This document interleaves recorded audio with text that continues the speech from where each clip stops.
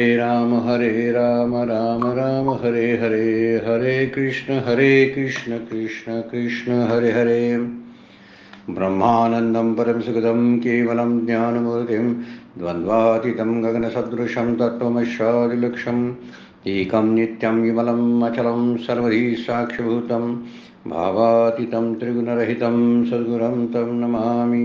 नमामि सद्गुरु शान्तं सच्चिदानन्दविग्रहं पूर्णब्रह्मपरानन्दैशम् आनन्दीवल्लभं सद्गुरो सच्चिदानन्दं केवलं करुणाकरं ज्ञानयोगेश्वरं वन्दे ज्ञानदेवा पुनः पुनः। अलंकापुरी पुण्यभूमि पवित्र तिथे नांदतो ज्ञानराजा सुपात्र तया ठविता महापुण्यराशी। नमस्कार माझा सद्गुरु ज्ञानेश्वराशी। सर्व संतांना वंदन, सद्गुरूंना वंदन, ज्ञानेश्वर माऊलींना वंदन, सर्व श्रोत्यांना वंदन करून शिवगड अध्यात्म चॅरिटेबल ट्रस्ट प्रस्तुत नित्याच्या ज्ञानेश्वरीच्या उपासनेला आपण प्रारंभ करतोय। 8व्या अध्यायामध्ये 252 नंबरच्या ओवीचा विचार मागच्या चिंतनामध्ये आपण केला होता आणि माऊली बोलतात, मग मार्गाते कासिया शोधावे, कोणी कोठून की जावे, जरी देश काळादी आगवे आपणची असे। 27 नंबरचा श्लोक आहे भगवंतांच्या मुखातला, नैते श्रुती पार्थ जानन्य योगी मुह्यति कश्चन, तस्मात् सर्वेषु कालेषु योगयुक्तो भव अर्जुन। अर्जुनाला योगयुक्त हो, ज्ञान योगयुक्त हो, असं सर्व कालामध्ये हो असं भगवंत सांगतात। आणि जो 2 मार्गाने जाणारा जो योगी आहे तो मोहाला प्राप्त होत नाही याचं वर्णन केलेलं आहे। पण 2 मार्गाच्या पलीकडचा एक वेगळा मार्ग माऊली आता सांगायला लागलेले आहेत। 252 नंबरच्या ओवीमध्ये, 251 नंबरच्या ओवीमध्ये, आता शरीराचे तयाची आठाई, आडनावही उरले नाही, तरी कोणे काळी काही निमेते पहाय पा। कोणत्या काळात शरीर पडतंय याचे त्याला भान राहत नाही जीवनमुक्त पुरुषाला।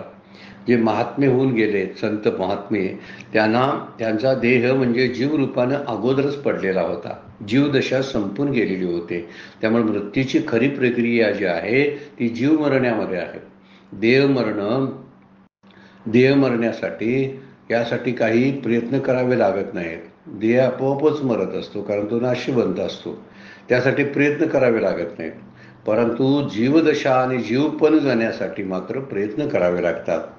ज्यांचा जीवपणा गेलेला असतो त्यांना फक्त देहानं ते उरलेले असतात आणि त्यामुळे देहाकडे त्यांचं लक्ष नसल्यामुळं ते देह आहे की पडला आहे त्याचा ते विचार करत नाहीत। मग मार्गाते कासिया शोधावे, मग कुठला मार्गाने परत अर्चनादी मार्ग, धूम्र मार्ग, या 2 मार्गाचा विचार त्यांना करायची काय गरज आहे। कोणी कुठून की जावे, जरी देश काळादी आगवे आपणचे असे। जो गुणत्रयाती देश काळाच्या पलीकडे गेलेला आहे असा जो योगी आहे त्या योग्याला कुठल्या मार्गाचा विचार करायची काही गरज नाही।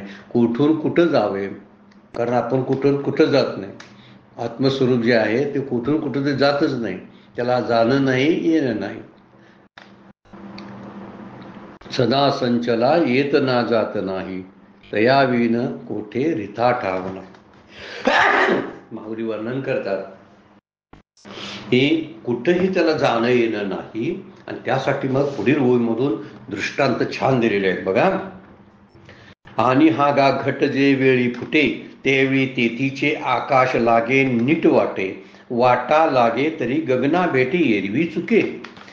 प्रश्नार्थ काय आहे वास्तविक ज्ञानेश्वरीच्या कोणत्याही आवृत्तीमध्ये प्रश्नचिन्ह कुठं दिलेलं नाही ना, असतील काय आवृत्तीमध्ये मला बघण्यात आले नाहीत कुठं प्रश्नचिन्ह नाही, पण बरेचशा ओवी प्रश्नार्थिक आहेत। आपण जर लक्षात घेतल्या तर प्रश्नार्थिक ओवी आहेत, त्यातली ही एक बघा। आणि हा गा घट फुटे, हा गा घट जेवेळी फुटे, ज्यावेळी घट फुटतो तेवेळी तेथीचे आकाश लागे नीट वाटे। एखाद्या भांड्यामध्ये जे आकाश पोकळी असते ती पोकळी काय होते म्हणजे त्याला घट आकाश म्हणतात। ते घट म्हणजे भांड, त्या घटामध्ये असणारी पोकळी त्याला म्हणायचं घटातलं आकाश। ते घटाकाश जे आहे ते महाआकाशाच्या घरी जाण्यासाठी सरळ निघून जातं। तेवेळी तेथीचे आकाश लागे नीट वाटे, त्या वाटेला लागतं. महाकाश म्हणजे जे काय, जे सगळ्या सृष्टीमध्ये पसरलेलं आहे ते महाकाश आहे. आणि घटाकाश म्हणजे शब्दाचा अर्थ काय आहे, ही घटामध्ये, तांब्यामध्ये किंवा आणखीन एखाद्या भांड्यामध्ये असणारी पोकळी, त्याला घटाकाश म्हणायचं. आणि सगळ्या सृष्टीमध्ये जी पोकळी आहे त्या पोकळीला महाकाश म्हणतात. वास्तविक महाकाश हे सुद्धा उपाधीच आहे. जशी घटाकाश उपाधी आहे तशी महाकाश सुद्धा उपाधी आहे. पण महाकाशाचं मात्र समजून काय घेतलं जातं, महाकाश म्हणजे ब्रह्मतत्व. त्या ब्रह्मतत्वामध्ये सुद्धा ते मिळून जातं. कुठलं आकाश, घट फुटल्यानंतर. हा घट जे वेळी फुटे, ज्यावेळी फुटतो तेवेळी तेथीचे आकाश लागे नीट वाटे, वाटा लागे तरी गगना भेटे, एरवी चुके. आणि एकदा वाटेला लागलं तर ते महद आकाशालाच भेटणार, दुसरीकडे कुठं जाईल, चुकेल कसं. एरवी चुके काय म्हणतात बघा, तसे ते वाटेला लागले तर ते महाआकाशालाच भेटते. त्या नुसता चुकून ते भलतीकडे जाते का, तर जात नाही. म्हणजे ते महाआकाशामध्येच वर जातं. तसाच पुढचा लागूनचा त्याला तो दृष्टांत बघा. पाहे पायशे हन आहे. खरोखर असं काय गोष्ट आहे बघा, की तो आकारोचीच आहे. घट फुटतो तेव्हा काय होतो, आकारच जातो. एर गगन ते गगनची आहे. मग आतला आकाश काय फुटेल काय सांगा बघू, फक्त आकार फुटतो, घटाकाश जात नाही. एर ते गगनची आहे, घटत्वाही आधी. कारण घटावर भिन्न असलेले आकाश जे आहे ते घट उत्पन्न होण्याच्या पूर्वी देखील महाआकाशातच असतं. फुटलं म्हणून आकाशानं फक्त काय केलेलं होतं, मध आकाशानं आकार धारण करून घटाशी एकरूप झाला. तसं तो घट जर फुटला तर मुळात जे मूळचंच आकाश महद आकाश आहे त्या महद आकाशामध्ये ते निघून जातं. दोन्ही दृष्टांत एकत्र लक्षात ठेवण्यासारखे आहे. म्हणून 253 नंबरची ओवी आणि 254 नंबरच्या ओवीचा विषय एकच आहे. फक्त तो दृष्टांत पूर्ण करण्यासाठी माऊलींनी पुढची ओवी वापरलेला आहे. घटाकाश कुठं जात नाही, कारण आकाश घट उत्पन्न होण्याच्या पूर्वी देखील ते महाआकाशातच असतं. घटातलं आकाश आणि महाआकाश हे दोन्ही एकच आहेत. घट जेव्हा उत्पन्न झाला त्यावेळी त्यानं घटाचा आकार धारण करून घटामध्ये प्रविष्ट झालं. वास्तविक विचार केला तर घट उत्पन्नापूर्वी ते महाआकाशच होतं आणि घट फुटल्यानंतर काय झालं, महाआकाशच झालं. ज्यावेळी सापाच्या ठिकाणी, दोरीच्या ठिकाणी साप दृष्टीस पडला त्यावेळी ती दोरीच होती. आणि ज्यावेळी तो साप नसून दोरी आहे असं कळलं त्यावेळी ती दोरीच होती. तसा तिथं दृष्टांत आहे की जेव्हा घट फुटतो, घट फुटलेलं आकाश कुठं जातं, मध आकाशामध्ये का जातं, कारण ते मध आकाशातूनच आलेलं होतं. घट नव्हता त्यावेळी ते घटातलं आकाश महाआकाशच होतं. आणि घट फुटल्यानंतर ते आकाश महाआकाशच राहिलं, त्याच्यामध्ये काहीही स्वरूपता बदल झाला नाही. त्यामुळे घट फुटतो त्यावेळी त्याचे घटाकाश महाआकाशातच मिळतं. ते सोडून ते भलत्या ठिकाणी जाईल का, असं माऊलीने प्रश्न विचारला. कारण घट फुटतो तेव्हा घट आकार जातो आणि घटाकाश जात नाही. त्यातलं घट फुटला की घटाकाश कुठं मरत नाही. पूर्वी घटाकाश असण्यापूर्वी ते महाआकाश होतं. त्यामुळं घटाकाश आणि घटाच्या नाशानंतर सरळ ते वाटेच लागतं म्हणतात माऊली. आणि नीट वाटेने गेलं तर ते कुठं जातं, महाआकाशाला मिळतं.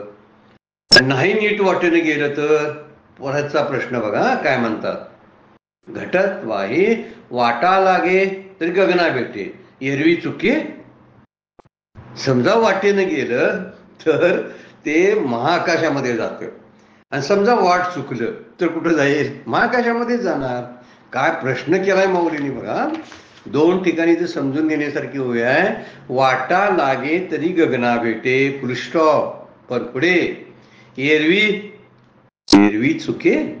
इतर वेळी समजा ते रस्त्यानं सरळ गेलं नाही तर चुकेल काय, नाही चुकणार, हेच सांगायचं.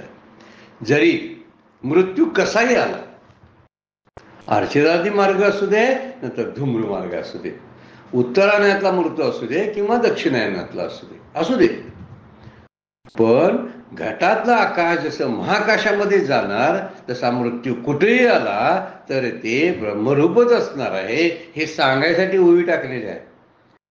दृष्टांताच्या खोलात आपण गेलो ना तर दृष्टांताचे अनेक पैलू आपल्या नजरेस पडतात बरं काय. अजून याचं स्पष्टीकरण खूप देता येईल, पण आपण चिंतन करत राहिलो पाहिजे की घटाकाश नीट रस्त्यानं निघालं तर ते महाकाशाला जाणार आहे. तरी माऊली म्हणतात समजा नीट गेलं नाही, ते म्हणतं मी जाणार नाही नीट, तर जाणार कुठं सांगा, जायला जागाच नाही दुसरा. त्यामुळं मृत्यूनंतर आत्मस्वरूपाशीच ते एकरूप होतं. त्यामुळे आकाशाला विचार केला तर आकारच नाही ना, आत्मस्वरूपाला आकार नाही. घटामुळे त्याला आकार प्राप्त झाला, तसं देहामुळे आत्मा देहामध्ये आला. वास्तविक ते ब्रह्मरूपच आहे. घटाकारे वेटाळे नभ मगे वाटोळे मटी तरी चौपाळे आय दिशे. माऊलींची उभी आहे 13व्या अध्यायामध्ये. काय म्हणतात बघा, घटाकारे वेटाळे, गोल गोल दिसतंय ते घटामुळे गोल दिसते आकाश. नभ मगे वाटोळे, वाटोळं जे दिसतं ना ते वाटोळं दिसतं हे आकाशामुळं दिसतं. मठी, मठामध्ये म्हणजे मठ असा आहे 4 भिंतीचा, त्यामध्ये चौपाळे म्हणजे चौकोन किंवा आय दिशे किंवा आयत आकृती दिसतं. आता ते घट आकाश आयत आकृती म्हणून चालेल का सांगा, मठ आयत आकृती आहे. ते वेटोळे आहे म्हणून चालेल का, तर घट वेटोळा आहे. हे लक्षात ठेवण्यासारखा मुद्दा आहे. त्यामुळं मुंगी दिशा आहे त्या मुंगीसारखं ते आहे आत्मतत्व बनतं. आकाश आणि तसंच आकाश आहे. हत्तीसारखं असेल तर हत्तीसारखं ते आत्मतत्व बनत असतं. जसा आकार तसं ते बनत असतं. पण समजा तो घट जर फुटला, समजा तो देह जर पडला, तर ते आकाश दुसरीकडे कुठं जात नाही, ते आत्मतत्व दुसरीकडे कुठं जात नाही, स्वरूपालाच प्राप्त होतं. त्यामुळे घट फुटला तरी निराकार असलेलं आकाश मात्र फुटत नाही, कारण घटाबरोबर ते उत्पन्न झालेलं नव्हतं. घट आकाशातच घडला आणि आकाशातच फुटतो. आकाश कुठं येतही नाही जातही नाही. वरती सांगितले ना, देश काळादे आगवे कोणे कुठून के जावे. आपणच जे असे ते आकाश आपण रूप आकाश रूप होतो. तो घटातला जो घट आकाश आहे ते आकाश रूपच होऊन जातं. त्यामुळं घटावर त्याचं अस्तित्व अवलंबून नसतं. घट असू दे ना तर नसू दे, देह असू दे ना तर नसू दे, सृष्टी असू दे ना तर नसू दे. त्यामुळं परमात्मा कुठं जात नाही. परमात्मा सगळीकडे भरलेला आहे. सदा संचला म्हणलेला आहे, भरलेला आहे. विटो भरला सभाई, बाहेर आणि आत. घटाच्या बाहेरही आकाश असतं, घटाच्या आतही असतं. तसा तुका म्हणे विठो भरला सभाई, बाही सभाई म्हणजे आत आणि बाहेर. तया नाही उणे चराचरी, कुठंही त्याला उणेपणा दिसत नाही.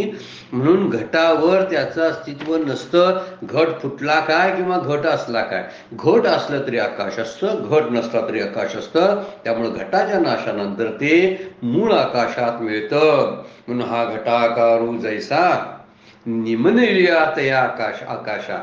मागच्या अध्यायात आपण ओवी पाहिलेली आहे बरं काही, 6व्या अध्यायात ओवी घेऊन गेलेली आहे की हा घटाकारू जैसा निमालिया ते अवकाशा.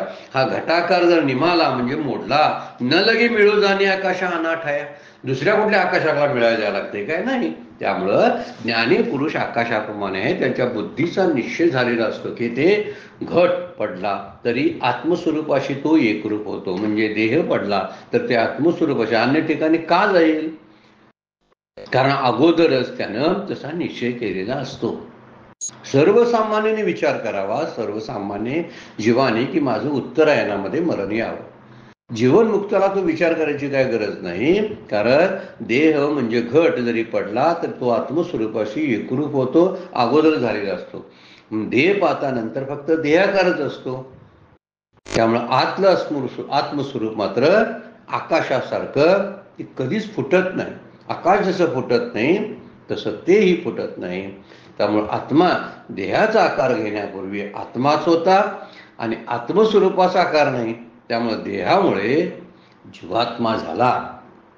देह नसताना तर ज्याला जीवात्मा म्हणतात ना, तो जीवात्मा झाला नसता तर तो परमात्माचा आहे मूळचा. हा देहांकारू नाथिला आज समूळ जयाचा नाशिला, तोची परमात्मा संचिला आधीच आहे, अगोदरचाच तो आहे. त्यामुळे आत्मस्वरूपाचा आकार नाही. मग तो झाला जीवात्मा कशामुळे सांगा? त्यानं जीवदशा धारण केली आणि देहाचा आकार धारण केला. जीवाची दशा, जीवाचं कर्तृत्व भोक्तृत्व घेतलं आणि देहाचा आकार केल्यामुळं तो देहात्मा झाला. तो देहात्मा ज्याला आपण म्हणतो किंवा जीवात्मा म्हणूया आपण, तो जीव पण संपतो तेव्हा तो मूळ आत्मस्वरूपाशी एकरूप होतो. घट फुटतो त्यावेळी घटातलं घटाकाश महाआकाशाशी एकरूप होतं. समजून घेण्यासारखा दृष्टांत आहे. आपणही त्याच्यावरती थोडंसं चिंतन करावं. 2 ओव्या सुंदर टाकलेल्या आहेत. 253 254. ऐशिया बोधाचिनी सुरवाणे मार्गा मार्गाचे साकडे तया सो सिद्धा सोहम सिद्धा न पडे योगियाशी. आता परत त्याचा सिद्धांत सांगितला बघा. सोहम सिद्धी ज्यांना प्राप्त झालेली आहे असे जे महात्मे आहेत, ऐशिया बोधाची सुरवाणे, मी ब्रह्म आहे असा त्यांना बोध झालेला असतो. मग त्यांना मार्गाचे साकडे का पडावे असं म्हणायचं आहे माऊलीला. काय म्हणतात? ऐशिया बोधाची सुरवाडे असा जर बोध त्यांना प्राप्त झाला असेल, मी ब्रह्म आहे असा, मग मार्गाचे साकडे ते या सोहसिद्धा न पडे.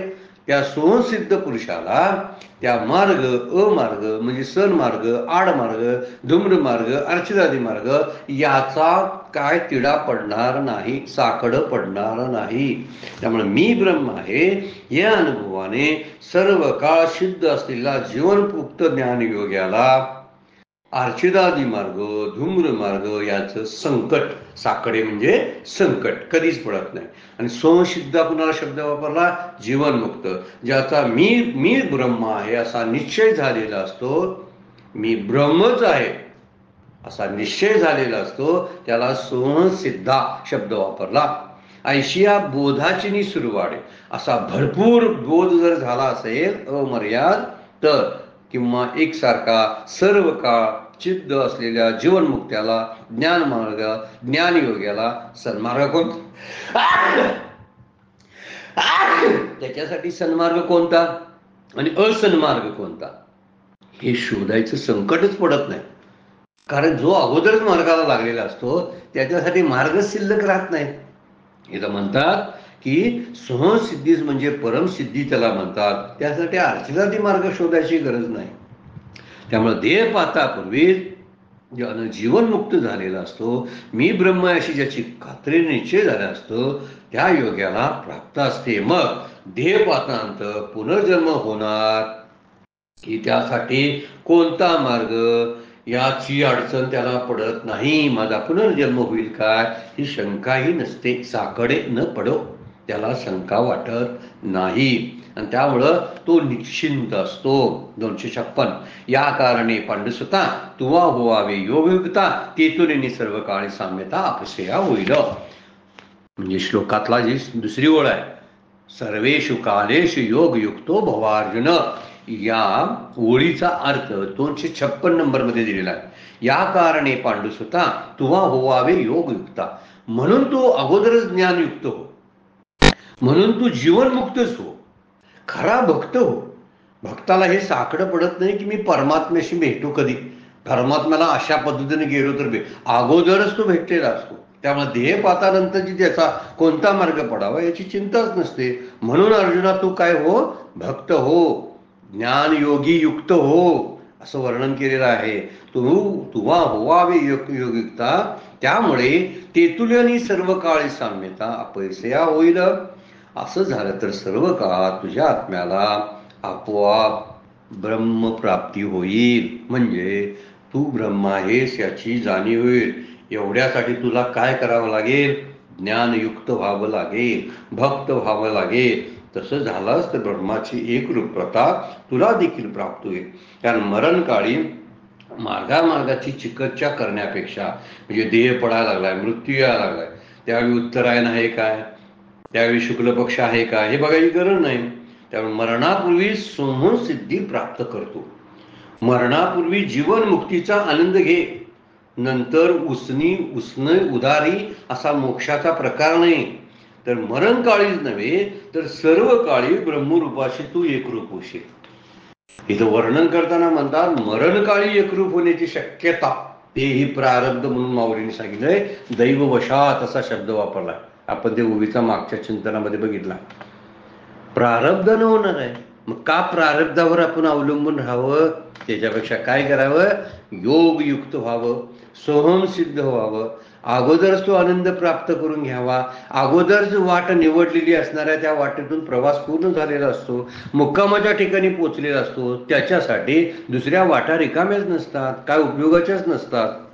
त्यामुळं तू काय कर? योगयुक्त हो. मग भलते ते भलते वा देह बंद असू अथवा जावा, परी अबंदा दे नित्य ब्रह्म भावा बिघड नाही. मग काय होईल?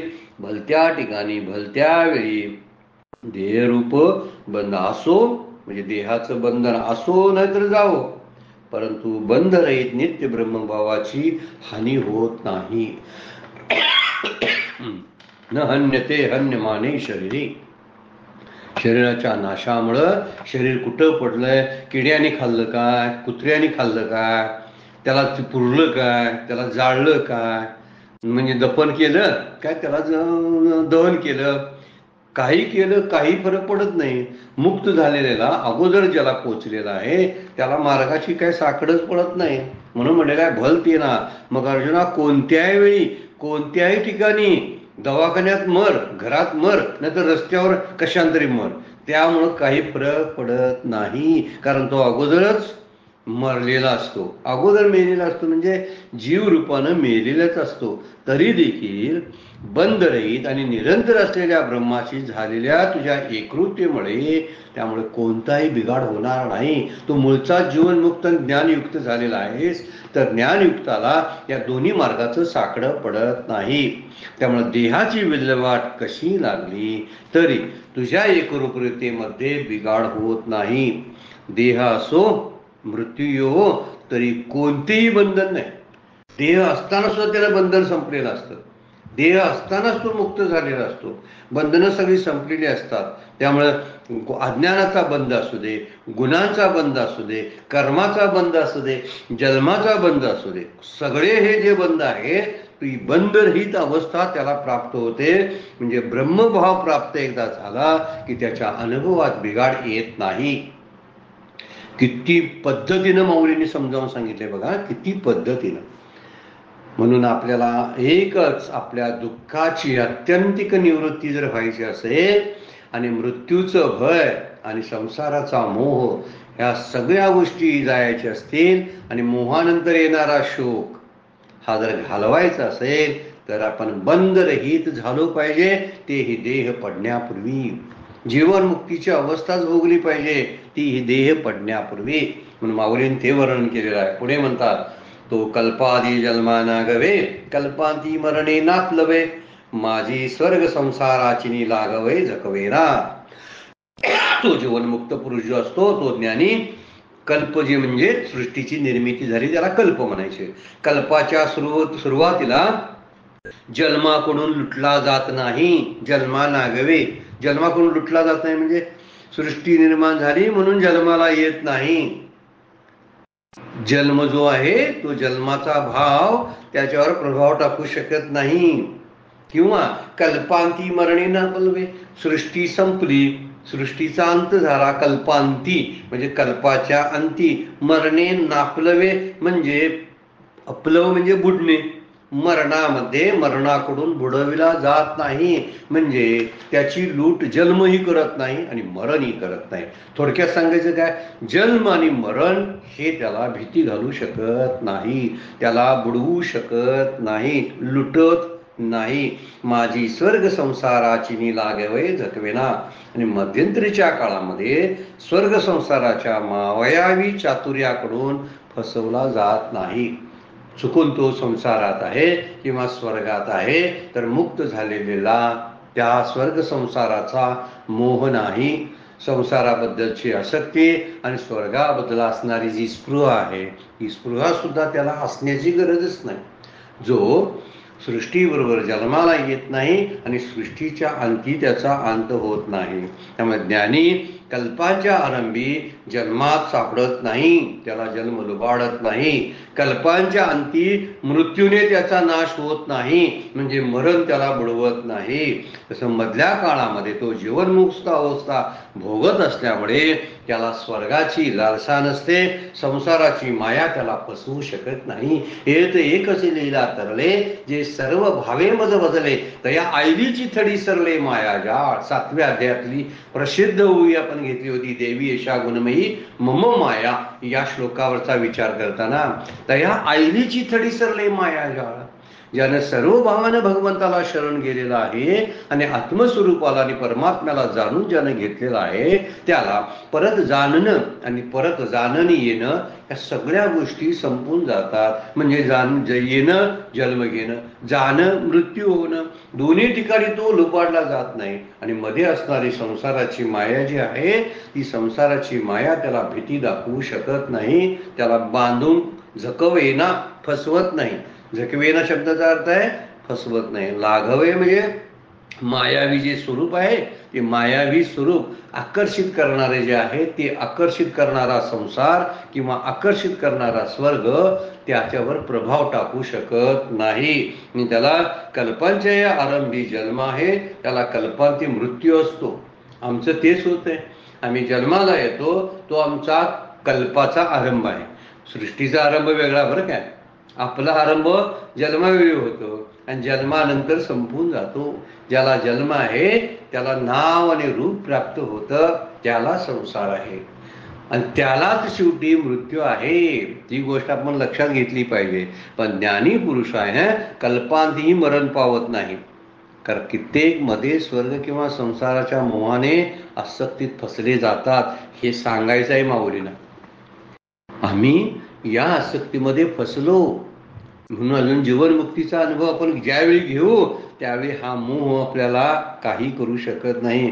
कित्येकांना स्वर्गाचे भोग आवडतात आणि जाऊन भोगून तिथून काय करावं लागतं, यावं लागतं. येऊ लागती माघारे मृत्यू लोका, परत परत यावं लागतं.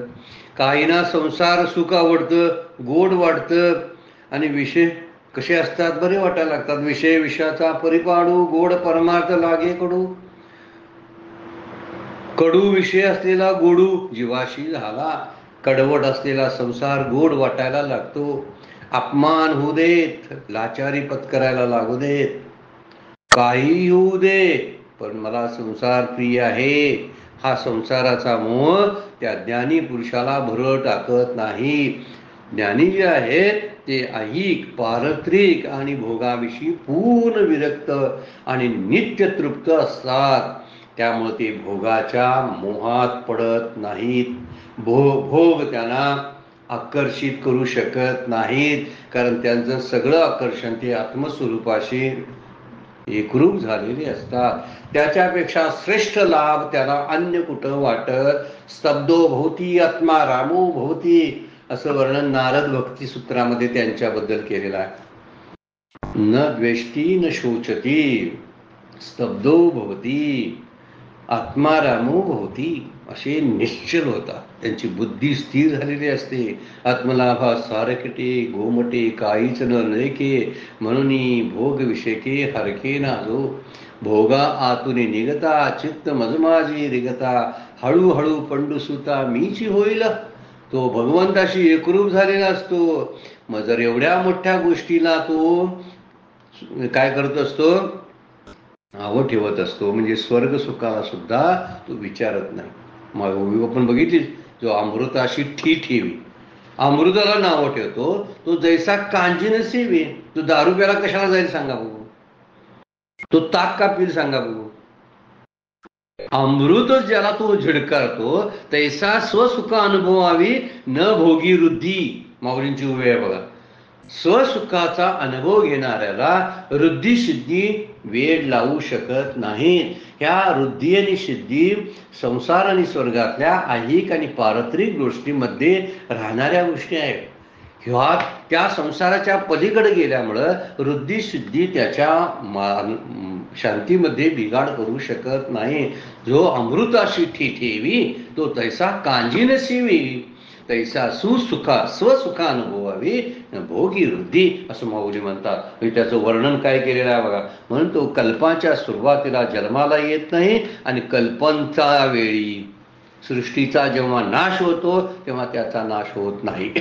म्हणजे तो जन्मतही नाही मरतही नाही. त्याला उत्तरायण आणि दक्षिणायन कशाला पाहिजे सांगा. कशाचीच गरज नाही ना. म्हणून आपण उत्तरायणात आणि दक्षिणायनाचा विचार करत बसू नये माऊलींना सांगायचं आहे. ते म्हणतात देह पडण्यापूर्वी आपली जीवदशा घालवावी, देहाचाच आधार घ्यावा, देहाला साधन म्हणून वापरावं.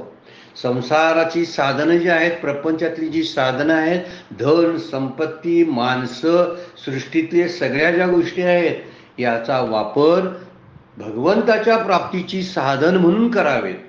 आणि जर आपण साधन शरीराला जर साधन केलं तर त्याचा साध्य म्हणून जीवदशा संपून जाईल. जीवदशा संपवण्यासाठी शरीराला साधन करायचं. एकदा जीवदशा संपली की आत्मस्वरूपाशी आपण एकरूप होतो. कारण जीव आणि आत्मा एकच आहे. तो जीवपणा संपला की आत्मस्वरूपाशी त्याला एकरूप व्हायला वेळ लागत नाही. हे सांगण्यासाठी माऊली वर्णन केलेलं आहे की या अशा असणाऱ्या ज्ञानी योगयुक्त झालेल्या पुरुषाला स्वर्ग संसाराचं आकर्षण राहत नाही. ऐहिक पारलौकिक भोग जे आहेत त्या भोगाचा त्याच्यावर काहीही परिणाम होत नाही. ऐने बोधे जो योगी होय तयाशीच या बोधाचे नीटपण आहे, काजे भोगा ते पैलूनी पाहे निजरूपाये. आणि काय म्हणतात, ज्ञानाने तो जो योगी होतो त्यालाच या ज्ञानाचा सरळ मार्ग प्राप्त होतो. कारण का तर स्वर्ग संसारातील भोगाच्या विचाराने जर त्याचं वजन करायचं म्हटलं, त्याला पारखायचं म्हटलं, त्यातून तो स्वर्ग सुख किंवा संसार सुख एकदम टाकावं तो असं समजतो आणि ते समजून तो टाकून देतो आणि सच्चिद आनंदरूप असलेल्या ब्रह्मरूपाकडे तो वळतो. निजरूपाये, निजरूप म्हणजे कोणतं, ब्रह्मस्वरूप परमात्म्यातला आनंद.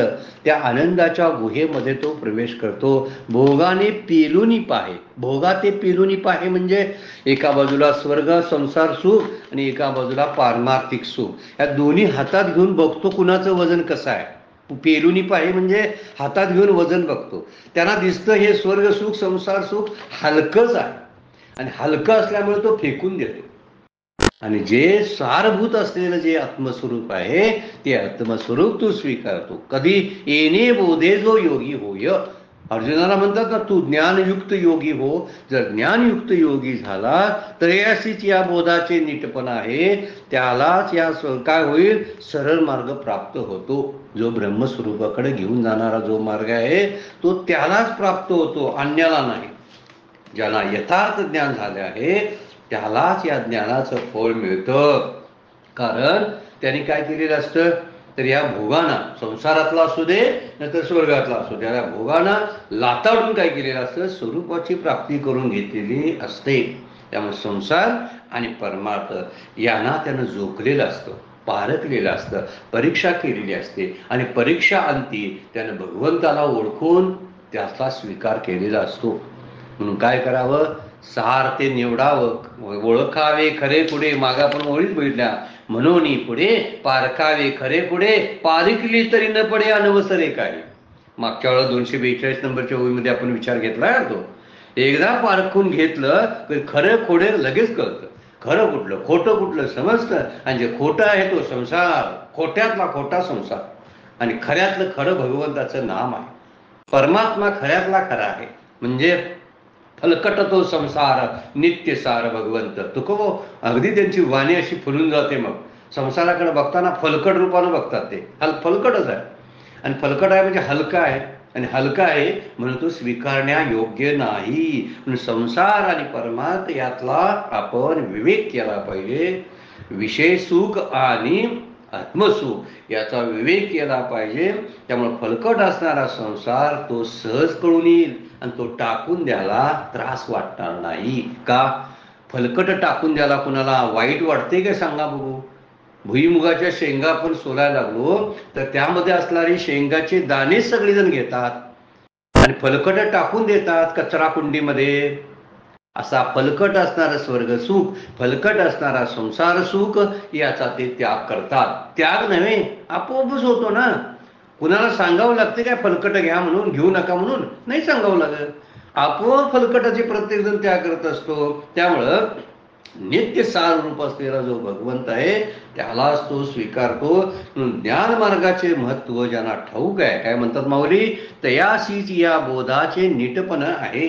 ज्याला ज्ञान मार्गाचं महत्व ठाऊक आहे त्यांना स्वर्गलोक किंवा सत्यलोक, ब्रह्मलोक याचं आकर्षण राहत नाही, म्हणजे त्याचं आकर्षण संपून जातं.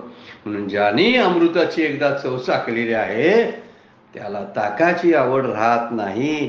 ज्यानं नामातलं सुख एकदा त्याला सापडलेलं आहे तो व्यर्थ बडबड करण्यामध्ये आपल्या दिवसाचा वेळ वाया घालवणार नाही आणि दिवस वाया घालवत आयुष्य फुकट घालवणार नाही. व्यर्थ बडबड करेल. असं तसं संसाराचं वर्णन, संसार असा आहे, संसार तसा आहे, माणसं अशी आहेत, माणसे तशी आहेत, हे चर्चा करण्यामध्ये आपला वेळ व्यर्थ घालवणार नाही. ज्याला ह्या निजरूपाचं आनंद समजलेला असतो. निजरूप म्हणजे काय? मूळचं स्वरूप, त्याला निजरूप शब्द वापरलेला आहे. का जे भोगा ते पेलूनी पाहे निजरूप आहे, त्या निजधामाला तो प्राप्त होतो, ब्रह्मस्वरूपाला प्राप्त होतो. आणि ज्याला परमात्म सुखाची गोडी लागून संसारातील दोष ज्यानं पाहिलेले असतात तो संसाराला लाथाडतो.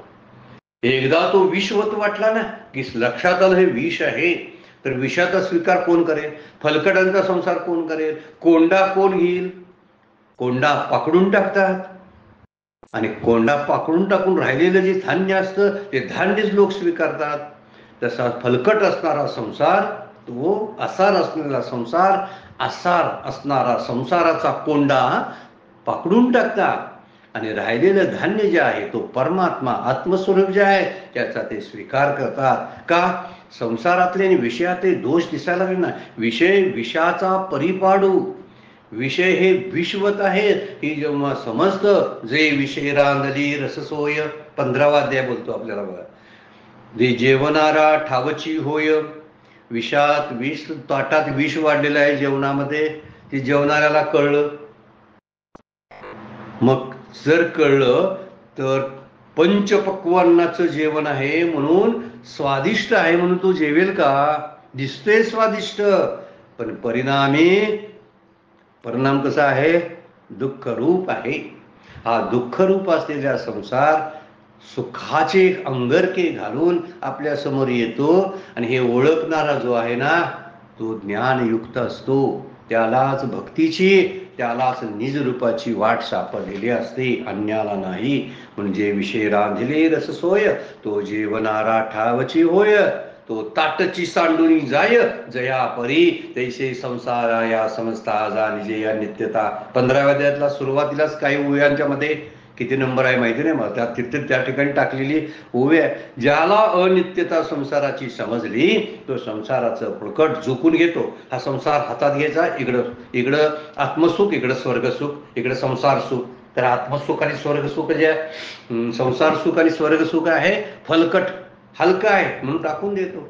आणि जे सारभूत असलेलं असं आत्मसुख आहे त्या परमात्म्या सुखाचा, भगवंताच्या प्रेमाचा स्वीकार तो करतो.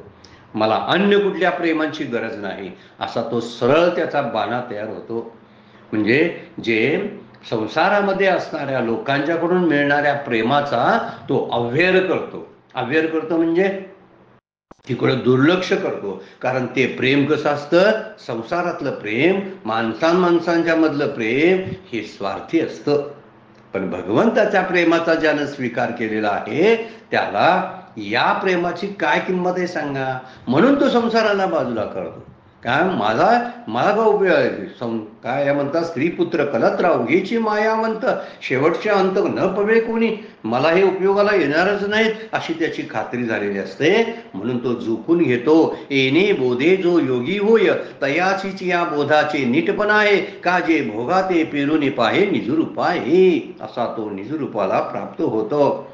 पैगा इंद्रादिका देवा जया सर्वस्वे स्वर्गी गाजती राणीवा. ती सांडणी मानुनी पांडवा डावली जो डावलतो तो इंद्रादिक देवांना सर्वस्व प्रिय म्हणून जे स्वर्गातील राज्य त्रैलोक्यात प्रसिद्ध आहे, स्वर्गातलं राज्य प्रसिद्ध आहे, ते त्याज्य म्हणून तो डावलतो. म्हणजे इंद्राचं सुख सुद्धा मला नको, कारण इंद्रादी देवांना सर्वश्रेष्ठ असणारं ते ऐश्वर आहे, त्याला तो त्याज्य मानतो. अमृत नको म्हणतो, याचा अर्थ स्वर्ग नको म्हणतो. स्वर्गामध्ये सर्व सुखाची रेचल आहे. स्वर्ग आणि विचार केला तर स्वर्ग सोपा नाही बरं काय मिळायला. त्यासाठी खूप खूप पराकाष्ठा करावी लागते, खूप यज्ञाधिक क्रिया कराव्या लागतात. म्हणून काही योग्यानंही त्या स्वर्ग सुखाची भरळ आहे बरं काय, बऱ्याचशा योग्यानं. पण ज्ञानयुक्त योगी जो माऊली वर्णन करतात ना, त्या योग्यानं हे स्वर्गसुख डावली जो सांडणे ते सांडणे. राणीवा म्हणजे राज्य. जया सर्वस्वे स्वर्गी गाजती राणीवा. स्वर्गातलं राज्य हे ऐश्वर आहे का इंद्रादिक देवा. सांडणे ते सांडणे मानुनी पांडवा डावली जो. हे सांडणे मानुनी म्हणजे ते टाकायचे असं मानून पांडवा डावली जो, तो टाकून देतो, तो स्वीकारत नाही. कारण स्वर्ग लोक सुद्धा ज्ञानी तुच्छ मानतात, कारण तेथून परत यावं लागतं. स्वर्ग हे पुण्यात्मक गोष्टी ज्या आहेत, पुण्यात्मक पापे स्वर्गा जायचे, पापात्मक पापे नरका जायचे. माते जे निपाविजे ते शुद्ध पुण्य गा. म्हणजे नाम घेता नाही तो पुण्याची गणना करत नाही. पुण्याची गणना कोण करी असा म्हणतो तो. कोण करायची. मला पुण्य नको आहे. जे पुण्य मला स्वर्गसुखाची प्राप्ती करून देतं ना, ते असलं भेसळ असणारं पाप मला नको आहे. भेसळ पाप म्हणजे पुण्य, आणि निव्वळ पाप म्हणजे नरकाकडे घेऊन जाणार. दोन्ही गोष्टी आहेत. तर त्याला दोन्ही म्हणजे इंद्रादिक भोग, भोग नव्हे तो भवरोग. तुकोबा कसे बोलतात बघा. इंद्रादिक भोग, भोग नव्हे तो भवरोग. भवरोग शब्दाचा अर्थ आहे जो संसाराची प्राप्ती करून देतो, जो जन्म मरणाच्या येजाने मारायला लावतो, तो भोग काय कामाचा. ते भोग कशाला भोगायचे. म्हणून पैगा इंद्रादिका देवा जया सर्वस्वे स्वर्गी गाजती राणीवा. ते सांडणे मानुनी पांडवा डावली जो. तो डावलतो, त्याचा त्याग करतो आणि शांत असलेल्या निजरूपाला प्राप्त होतो. वेळ संपलेली आहे, आपल्याला थांबावं लागते. आजची सेवा सद्गुरूंच्या चरणी, भगवान ज्ञानेश्वरांच्या चरणी अर्पण करून विराम घेऊया. पुंडलिक वरदा हरी विठ्ठल श्री ज्ञानदेव तुकाराम. विठ्ठला विठ्ठल विठ्ठल विठ्ठल विठ्ठल.